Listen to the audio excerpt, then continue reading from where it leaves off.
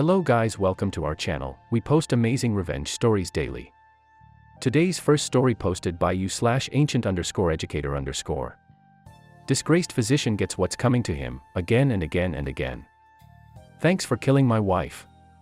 This really happened to me, and due to the sensitive nature of it all, including court appearances, licensing ramifications of the accused, and just out of respect for the unnecessarily short life of my first, I will change all names and locations, and enough of the details that don't matter, like what state, etc., so that privacy is kept. 20 years ago, I married my high school sweetheart, Betty.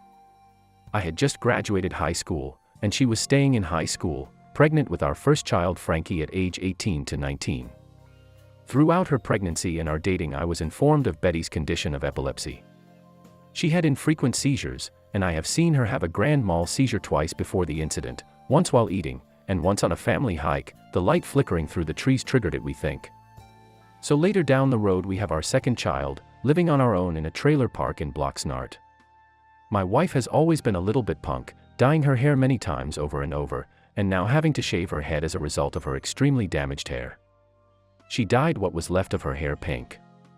She was a belly dancer, had a style of her own, and really had a "don't F with me" vibe she gave off to anybody but me and our two boys, Frankie and Sam. These aren't just nostalgic details, they are important to the slowly increasing plot.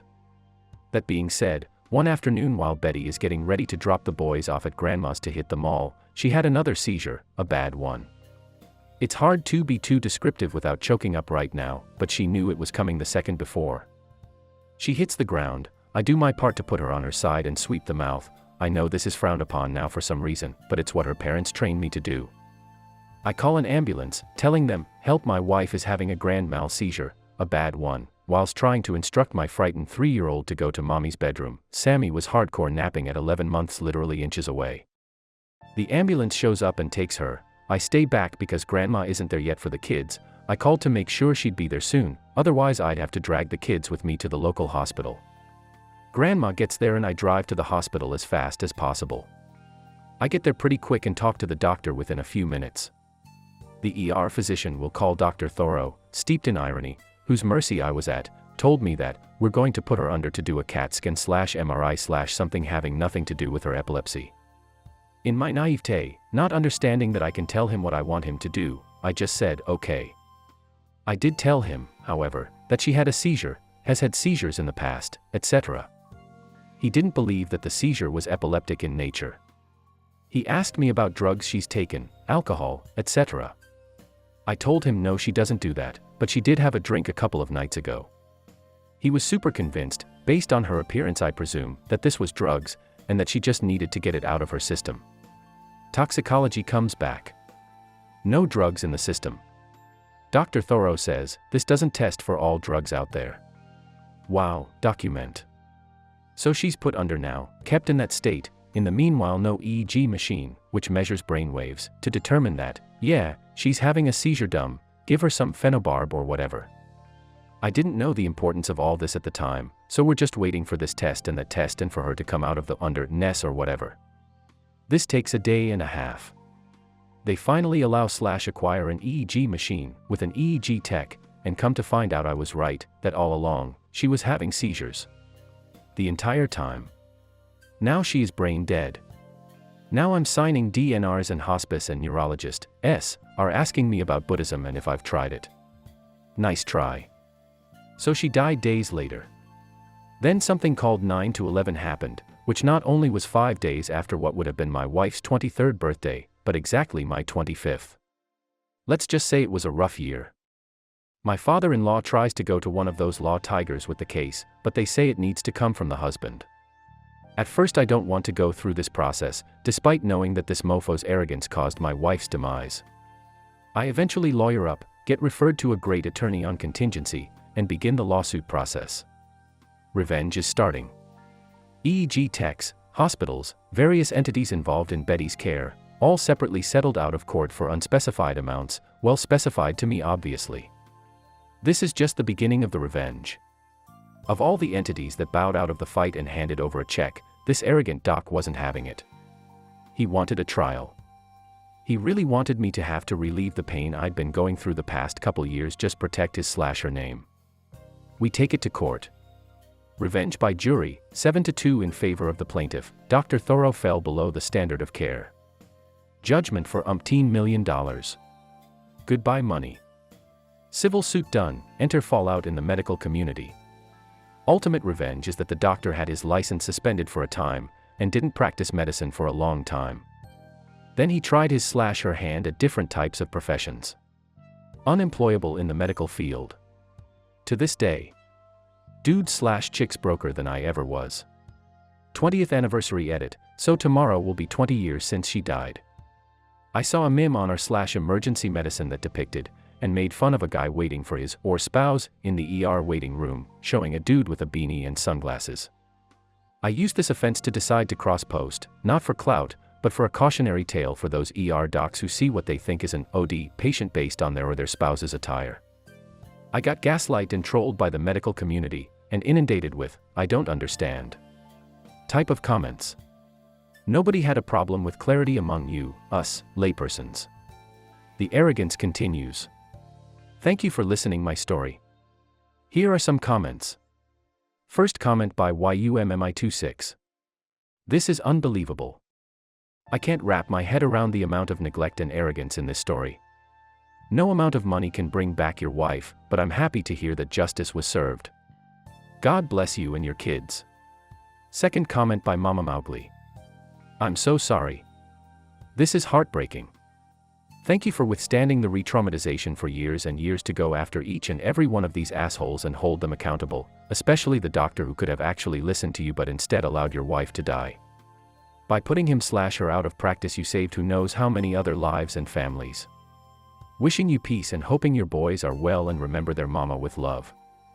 Third comment by Daylily61. It's 6 months since you posted this.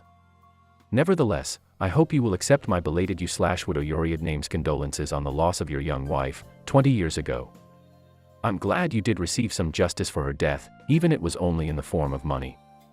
At least it is on record that her death was due to medical negligence, and not to any actions of her own.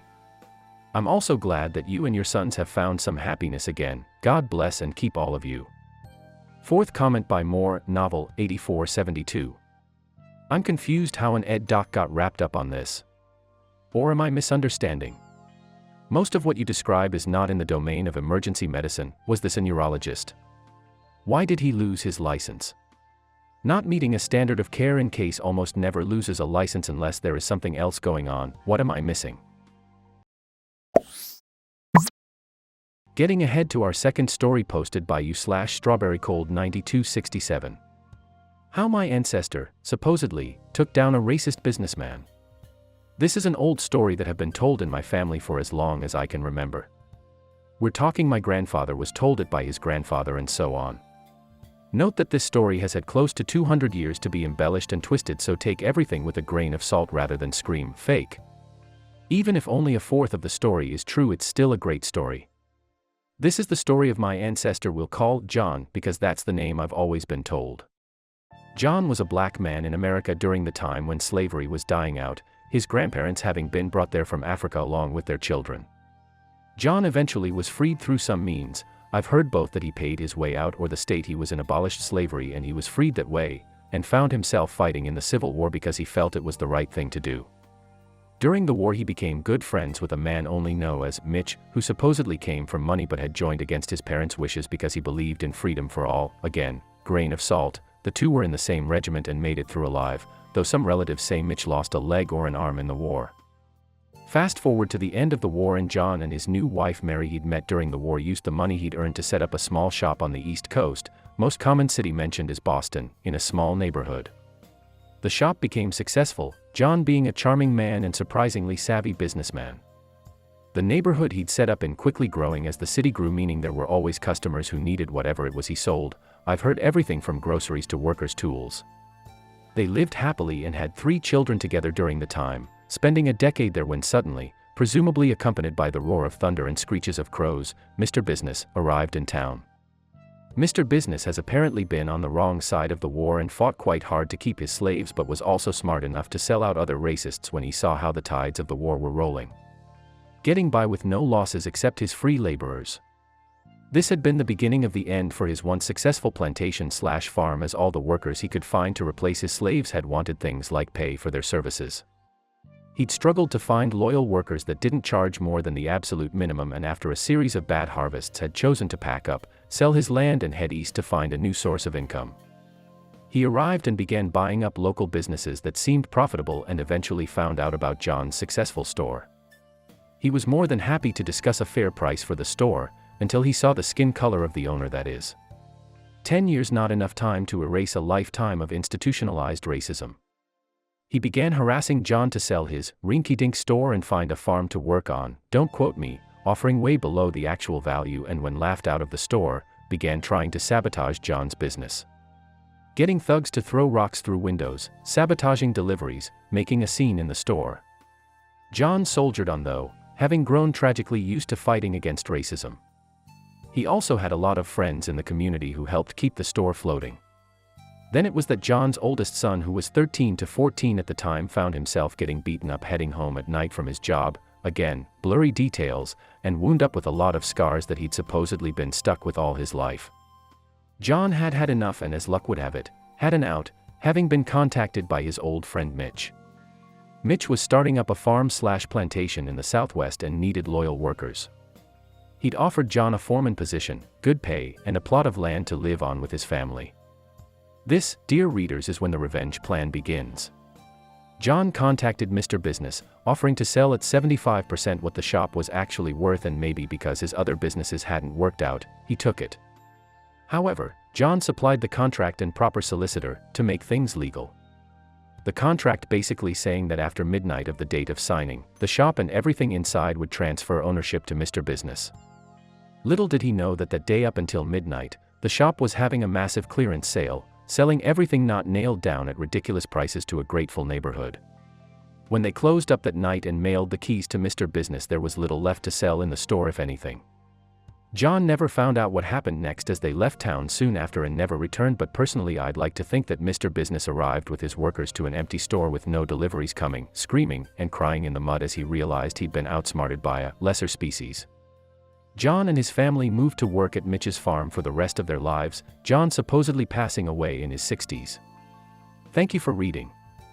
Again, a lot of this is probably embellished, if not straight up a fairy tale, but my family all treat it as a true story and I felt it was too good of a story to not share here. Here are some comments. First comment by ZOREB1. My guess is that the people in the neighborhood may have avoided the store if an alternative was available, if the new owner managed to get it going. This is Boston, and back then there weren't any big box stores, so you had plenty of small businesses available. Second comment by Rago_Vassal. I guess Mr. Business won the battle, because he successfully made John sell his rinky-dink store and find a farm to work on. Quite literally. But not the way he wanted it. In the end, John won the war. Third comment by Pushing_80. Well, the racist bought everything as of midnight. If that meant an empty store, that was his problem, not your grandcestors. Fourth comment by Jasmine94621. My grandfather lives in a southern state. I went to visit him last year and he was driving me around town. He showed me an old broke-down looking store. It was in a majority black neighborhood. He said the previous owners of the store were great. They were kind and respectful to the neighbors. Then it was bought by a white man. He, supposedly, called the black customers some not very nice names. Eventually the neighbors got together and decided to boycott the store. I guess the new owner didn't realize where a good 90% of his business was coming from. My grandfather said the new owners was confused why customers no longer came to the store. He asked around and someone told him that all the customers wanted was an apology and respect. He in all his wisdom refused. And the store went under in a matter of months. This is the end of today's video. I hope you enjoyed the video. If you liked it, please don't forget to hit the like button and comment below. If you don't want to miss such more videos, please don't forget to subscribe us.